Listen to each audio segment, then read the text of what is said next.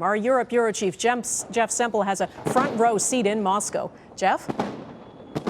Well, Donna, take a look at this impressive fireworks display lighting up the sky over Red Square and marking the end of Victory Day, a deafening display of patriotism and power. This is one of the final front lines against the so-called Islamic State here in Iraq, with ISIS positions just a couple of kilometers from here. And the battle for Hawija has just gotten underway.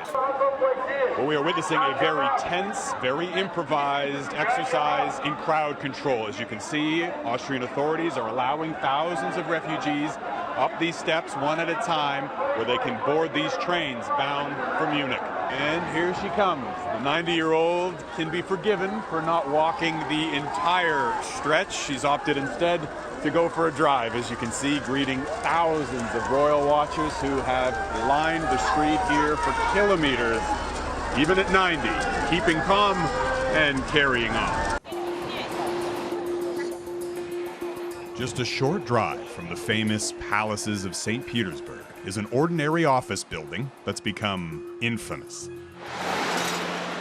This for rent sign adorns the former home of the now notorious Russian troll factory, which the U.S. accuses of meddling in its 2016 presidential election, and where Vitaly Bespalov used to work. The term Kremlin troll is a known thing in Russia, but Americans and Canadians weren't prepared for it, he says. In 2014, Bespalov saw an online ad for what he thought was a journalism job, but quickly discovered he was actually a professional troll. My job was to write 20 news articles a day full of pro-Kremlin propaganda, he says, and then share the articles using fake online accounts I created with photos taken from real profiles, usually women, because they were considered more trustworthy. Bespalov's articles focused on Ukraine. Instead of the annexation of Crimea by pro-Russian separatists, this was a Russian reunification, thanks to these freedom fighters. We were the pioneers of this work, he says. I never imagined then that it would become an international story. Vitaly Bespalov says he only worked here for a few months, but before he left, they'd started to hire English-speaking employees. They worked in a different area, he says, under tighter security, and their propaganda targeted Western countries. The trolls are very proud of themselves, sure. This Russian journalist revealed how the troll factory evolved, from a couple hundred employees to more than 1,000 trolls, with posts reaching up to 50 million people. They even organized and funded political protests and counter-protests in the U.S. Their main aim never was to support Trump. I mean, their main aim was to raise all tensions in the American society. Pleasure to have you here, Donald. But what about Canadian society?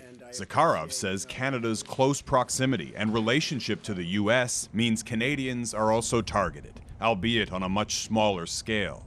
There were thousands of tweets that talked about Canadian issues.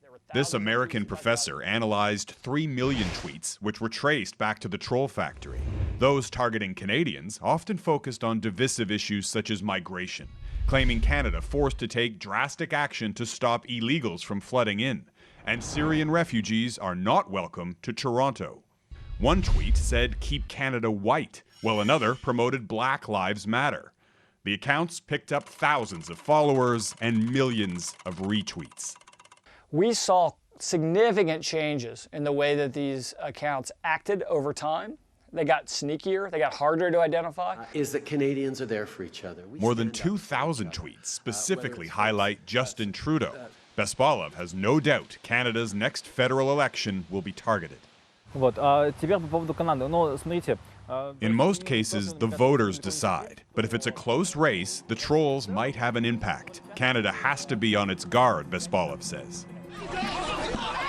The trolls' main goal, he says, is to exploit tensions and sow division in Western countries. And their success is difficult to deny. Jeff Semple, Global News, St. Petersburg. It was a very serious moment.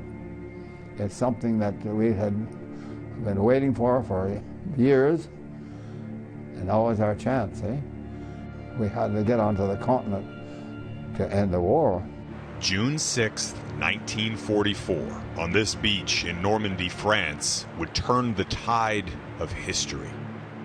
Operation Overlord, or D-Day as it's now better known, was the largest seaborne invasion ever attempted. The mission to break through Adolf Hitler's fortress Europe using 50,000 vehicles, 11,000 aircraft, 5,000 ships, and 150,000 Allied troops. Of those, 14,000 were Canadian, all of them volunteers. World War II was really an attack on evil. That's why it was a success. People were prepared to make the sacrifice. Despite the invasion's unprecedented size and scope, victory was far from certain.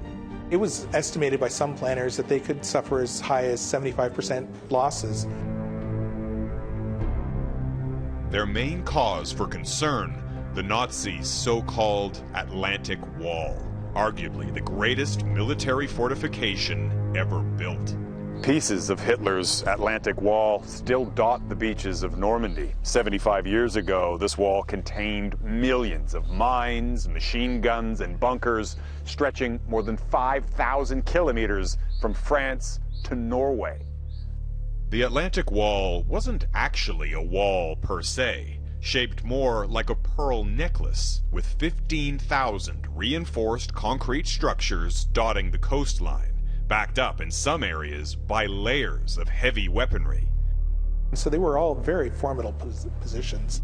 And probably nowhere more formidable than the coast of France, and in particular the port of Calais, the narrowest part of the English Channel, just 30 kilometers separating Britain from Nazi-occupied territory.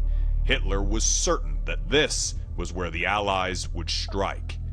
That misbelief was fueled in part by the Allies' so-called Ghost Army, an Oscar-worthy collection of fake inflatable tanks, phony army camps, and airfields, combined with bogus radio traffic, used to trick the Nazis into thinking Calais was indeed the target. In truth, the Allies had other plans. The Canadians, the British, and Americans would storm the beaches of Normandy, an 80-kilometer front, using code names: Omaha and Utah for the Americans, Gold and Sword for the British, and for the Canadians, Juno Beach, 10 kilometers long, home to 3 villages. The Allied navies wanted to approach the beach at low tide to avoid running into these. Thousands of traps set by the Germans meant to sink the ships. But the lower tide also meant that the Canadian soldiers had to get out of their boats sooner and make a run for it. They were completely exposed, in some places for hundreds of meters, before they even reached the beach. And some of them never did.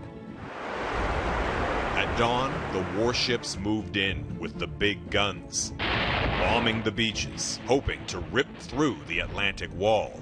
After a couple of hours, the firing ended, and the landing craft, packed with thousands of soldiers, headed for the beach. And it's scary. I was scared shitless. Your world is about 10 yards, eh? That's your world. That's what you're looking at. And all you got to see was everybody scrambling for themselves, and everybody was doing what they're supposed to going forward. There were ships to the horizon, you know, and you thought, nothing could stop this. And he was right. In a matter of hours, the mighty Atlantic Wall was breached, but at a great cost. By the time the sun set on D-Day, more than 10,000 Allied troops were killed or injured, including 1,074 Canadians. The dead are still there, buried in Normandy's 18 Commonwealth war cemeteries. The youngest Allied troop killed on the Western Front, this Canadian just 16. Within days, the British, French, Americans, and Canadians had secured their beachheads, through which millions of fresh troops would soon pour into France. There was no question it was a turning point historically. The beginning of the end. The Allies were back in Western Europe. They changed the course of the war, but there were still 11 more terrible months left to fight. Jeff Semple, Global News, Juno Beach.